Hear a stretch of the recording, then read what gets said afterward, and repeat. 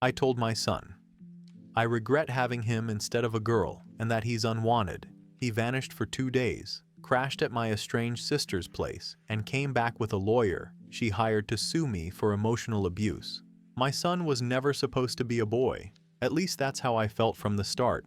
I wanted a daughter. I planned for a daughter. I had names picked out, clothes bought, even a crib set in pink. When I found out I was having a boy, I pretended to be okay with it, but deep down I knew I wasn't. I kept hoping I'd grow into loving him the way I thought a mother should, but that never happened. He's 16 now, and we've had more bad days than good ones. He acts like I'm a stranger in his life, and honestly, I've stopped pretending to care as much as I used to. His father and I divorced years ago, and ever since, they've treated me like the outsider. Every visit feels like I'm there to be judged. Last week was his birthday. I didn't want to go, but I told myself I should at least make an appearance. I got him a present, nothing crazy expensive, but something I thought was thoughtful. A smartwatch, new in box, still cost me more than I wanted to spend. I even skipped a few meals to make sure I could afford it, but I didn't tell anyone that. I show up at his father's house. The place is full of his friends and family. I walk in, say happy birthday, and he barely looks at me. I try to give him a hug, and he just moves away like I'm embarrassing him. His father notices and smirks, telling me not to start something in front of everyone. When it's time for presents, mine is opened last. He rips off the wrapping, stares at the box, and says flatly, "Oh, no thank you." No smile. I ask if he already has one. He says no, but he wanted something else. His father laughs, says, "Guess you missed the memo." Everyone else chuckles too, like I'm the punchline. I'm standing there holding the torn wrapping paper while he sets my gift aside without another word. Then his aunt pipes up, asking me to hold the phone and take pictures. I'm supposed to smile and pretend none of this happened. I didn't. I put the wrapping paper down, looked straight at him, and said what I'd been holding in for years, that I wished he'd been born a girl instead, that I never wanted a son, that he was unwanted from the start, that if I could go back, I'd make a different choice. The room went silent for maybe 2 seconds before his father told me to leave. So I did. I walked out without saying goodbye. I blocked them all as soon as I got in my car. 2 days later, I found out from a neighbor that my son had disappeared right after I left. No one knew where he was. His father came to my door that night asking if I'd seen him, and I said no. I didn't even care enough to ask where they'd checked. Later, I learned he was staying with my sister, the same sister I haven't spoken to in 8 years. She's always been self-righteous, always acting like she's better than me. On the 3rd day, he came back. But he wasn't alone. He walked up to my door with my sister and some guy in a suit. Turns out she'd hired a lawyer. They said they were filing against me for emotional abuse. They wanted statements, records, everything. I didn't even invite them in. I told them I wasn't playing whatever game they were trying to run and shut the door in their faces. My phone's been blowing up ever since. Messages from family telling me I've gone too far. I don't think I did. I said what was true. He's not the child I wanted, and he never will be. Update 1. 2 weeks have passed since the birthday. My son hasn't spoken to me once. Not a word. Not a text. Nothing. Every time I check my phone, there's a new string of messages from my sister or his father, but I ignore them. The only time I saw him was last Thursday, and it was by accident. I was walking out of the grocery store, and he was sitting in my sister's car in the parking lot. Hoodie up, looking at his phone. He didn't look up at me. Didn't even flinch when I walked past. My sister stared at me like she was daring me to come over. I didn't. I had milk and bread in my hands and I wasn't going to turn it into a scene in public. Since that day, my sister's been stepping up her efforts. She sent me a long email about getting my life together and owning the harm I've done. She attached screenshots of messages my son sent her, talking about how he finally feels safe at her place. I didn't even read all of them. I deleted the email halfway through. Then the lawyer called. Yes, called my personal phone. Said he wanted to arrange a voluntary meeting before things escalate. I asked him what he meant by escalate. He said they were preparing to file for a restraining order and start proceedings for a civil case. I laughed into the phone, told him to go ahead. He started saying something about protective orders and impact statements, but I hung up. I thought that would be the end of it. I was wrong. Saturday morning, I woke up to pounding on my front door. It was his father and my sister. My son was standing a few feet back, arms crossed, looking at the ground. His father tried to talk over me when I opened the door. said my behavior was unacceptable and that I needed to apologize to my son before they took things further. My sister stood there nodding like she was part of some intervention. I told them I wasn't apologizing for telling the truth, that I didn't want a son, and that's not changing. My sister started lecturing me about how I'm damaging a child for life. I reminded her he's not a child anymore. He's 16, old enough to dish out the attitude he's been giving me for years. She called me heartless. I told her to get off my property. They didn't leave right away. My son finally spoke. He said, "You're going to regret this," and walked back to the car. I said nothing. Later that day, I got a letter in the mail from the lawyer. Not certified, just dropped in my mailbox. It said they're moving forward with the case and that I should seek counsel. I threw it in the trash. I don't have the money or the interest to play their game. If they want to fight, they can waste their own time and money. The rest of the family's taking sides now. Some are texting me telling me I went too far. Others say they understand, but not one of them is sticking their neck out for me in public. My mother called once, told me to fix things before it's too late. I asked her too late for what? She didn't have an answer. Right now, I'm sitting in my kitchen with the blinds closed. I don't want to see them pulling into my driveway again. I don't want to see my sister's smug face or my son's fake attitude. I feel like they're circling me, waiting for me to give in. I won't. Update 2. It's been almost a month since his birthday, and I know my sister is in this for more than protecting my son. That's the story she's feeding everyone. That's the face she's putting on for the rest of the family. But I know her. She's not doing this because she cares about him. She's doing this because she hates me. 8 years ago, I slept with her husband. One time. It wasn't romantic, and it wasn't planned. We were drunk, he was venting about her, and I was lonely. I didn't even like him as a person, but I liked how it felt to win something from her for once. She found out and has been holding it over my head ever since. She never forgave me. She never wanted to. That's the real reason she's inserting herself into my business now. She wants to see me burn, and using my son as a pawn is the perfect way for her to do it. My son doesn't know about any of that. He probably thinks she's just being the caring aunt, the one who's always in his corner. I'm sure she's spoiling him, buying him stuff, letting him get away with anything at her place. He's never had that kind of attention before. She's not just sheltering him. She's buying his loyalty, piece by piece.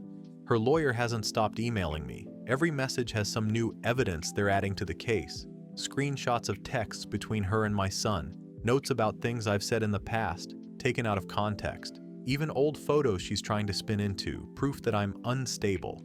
I delete most of them without reading more than the first sentence.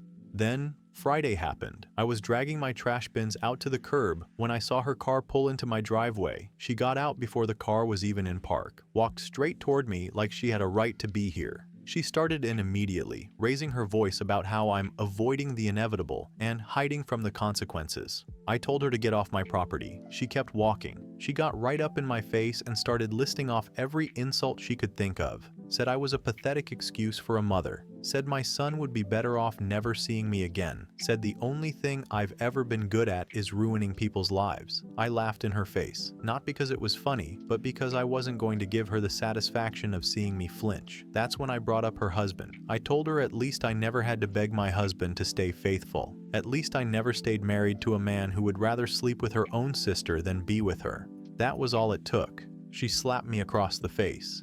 It didn't hurt much, but I reacted instantly. I shoved her back.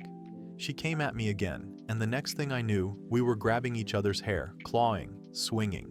She's taller, but I'm quicker, and neither of us was holding back. It wasn't some movie fight. It was messy, sloppy, all nails and hair and swearing.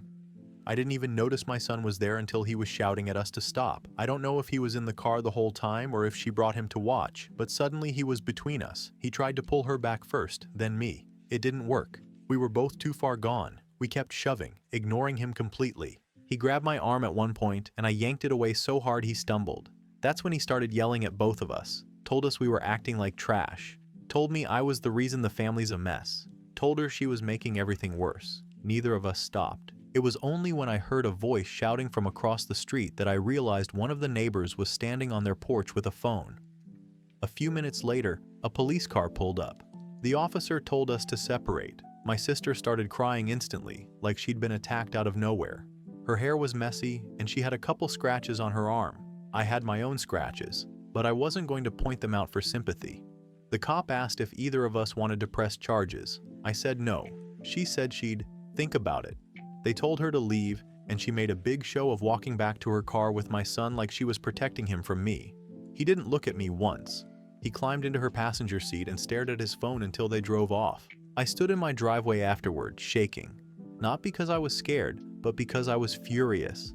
I knew she'd twist the fight into proof that I was dangerous. I wouldn't be surprised if she shows up to court with a fake brace around her neck, telling the judge I attacked her in front of a child.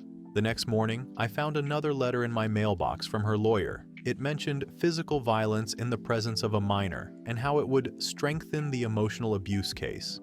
I didn't bother finishing it. I threw it straight into the trash.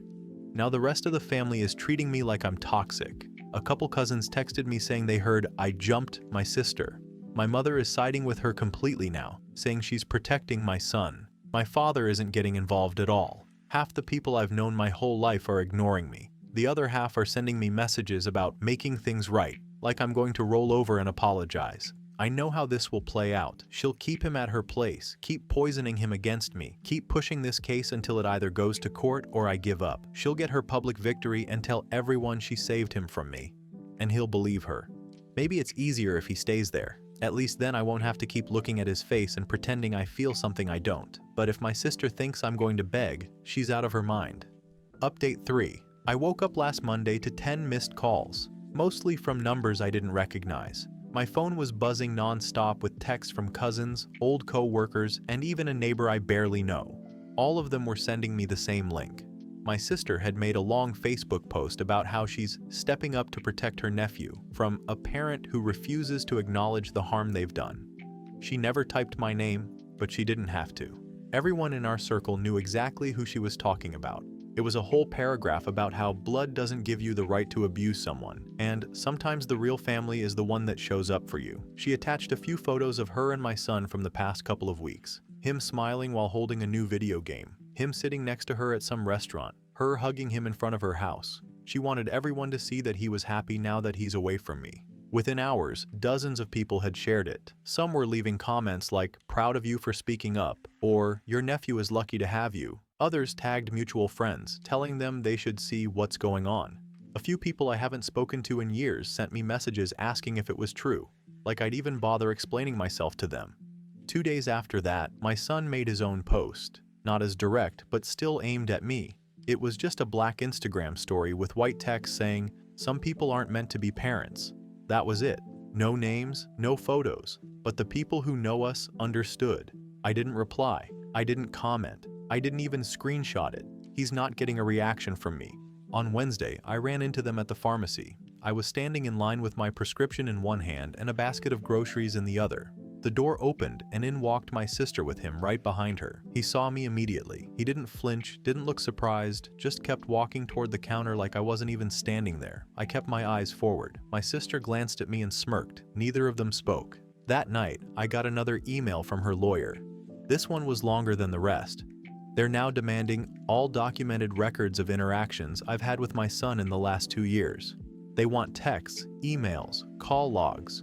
They're also saying they'll bring in a licensed therapist as an expert witness to testify about the emotional damage I've caused. I actually laughed when I read that part. As if a stranger talking for 20 minutes to a judge is going to change my mind about my own kid. I deleted the email without responding. Then Saturday night, I got a knock on my door at almost 10 p.m. 2 police officers were standing there. One of them said they'd received a wellness check request from my sister. She told them she had serious concerns for my mental state and that my son had reason to believe I might harm myself or someone else. I told them straight to their faces it was a lie meant to harass me. They still stepped inside, walked through the rooms, and asked me a bunch of basic questions about my health and safety. I answered as short as possible. I wasn't going to give them anything they could twist. After 10 minutes, they left. The next morning, I finally sent my son a text. The first one since this whole thing blew up. It said, "If you think you can drag my name through the mud and still expect me to care about you, you're wrong. No hi, no, hope you're well." Just that. He read it and didn't reply. Later that day, my mother called. She said she'd seen the posts online and that she was ashamed of me. She didn't yell, but her voice had that sharp tone she used to use when I was a kid, and she'd already decided I was guilty. She told me I needed to apologize before things go too far. I told her they already have. She tried to argue, saying I was going to lose my son forever if I didn't fix this. I told her maybe that's not such a bad thing. She went quiet for a few seconds and then hung up. 2 days later, I came home from work and found a paper taped to my front door. It was from my sister's lawyer again, but this time it had an official court seal on it. It was a notice of hearing, 2 months from now. The charges they're pushing are emotional abuse of a minor and physical altercation in the presence of a minor. They're attaching every scrap of drama from the past few weeks to the case. I ripped it down and tossed it in the trash without finishing the first paragraph. Since then, I've noticed more people treating me differently in public. The cashier at the grocery store doesn't chat with me anymore. A neighbor I used to talk to when we were both getting the mail has started turning back toward her house when she sees me. I even overheard someone at the diner mention that woman who told her kid she wished he'd never been born, and they were looking straight at me. I know some of you think this is the part where I start to regret it. It's not.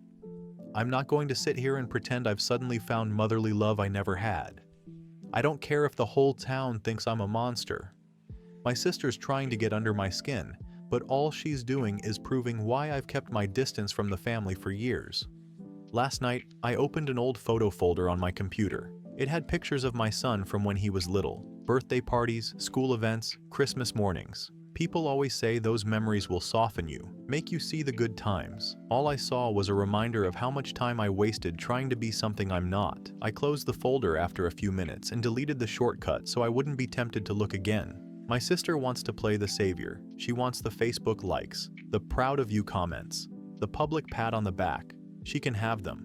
If she thinks she's rescuing him, fine. Let her. But I'm not going to crawl back begging for forgiveness I don't mean.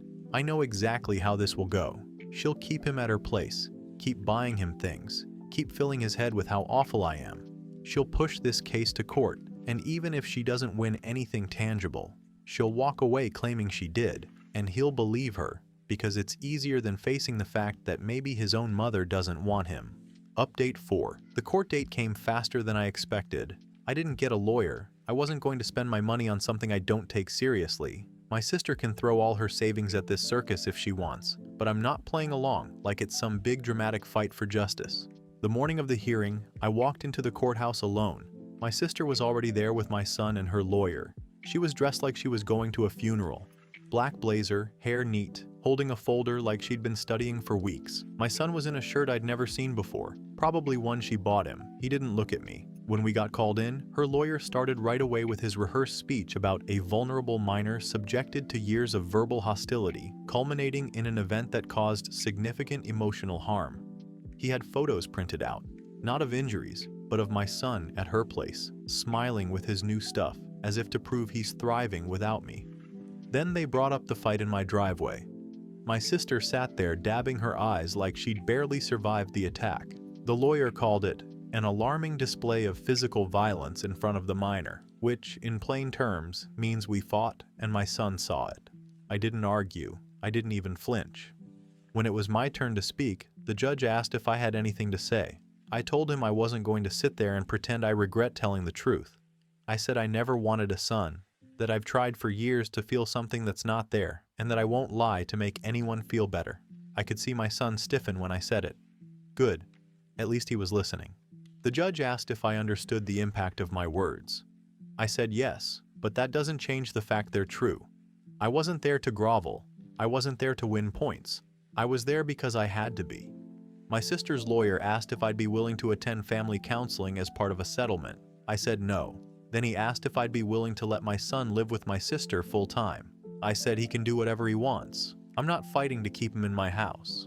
The judge looked at me like I'd grown 2 heads. By the end of it, the judge didn't issue any fines, but he did grant a temporary no-contact order for 90 days for the minor's emotional stability. That means I can't call, text, or see him until it expires. My sister looked like she'd won the lottery. My son didn't look at me once on the way out. When I got home, there was already a fresh Facebook post from her, a photo of her and my son outside the courthouse, captioned, "Today was a step toward healing." Dozens of comments praising her, people calling her an angel and the kind of aunt every kid deserves. I scrolled through it for maybe 30 seconds before shutting my phone off. Now I'm sitting here in my kitchen with the blinds closed, The no contact order is fine by me. It means I don't have to deal with him or her until November. By then, maybe he'll have realized I'm not going to come running after him. Or maybe he'll keep pretending I'm the villain in his life story. Doesn't matter either way. I know what people think when they read about this. They want to believe every parent secretly cares, that deep down I'm hurt and I miss him. They're wrong. I feel nothing. And if that makes me the bad guy, so be it.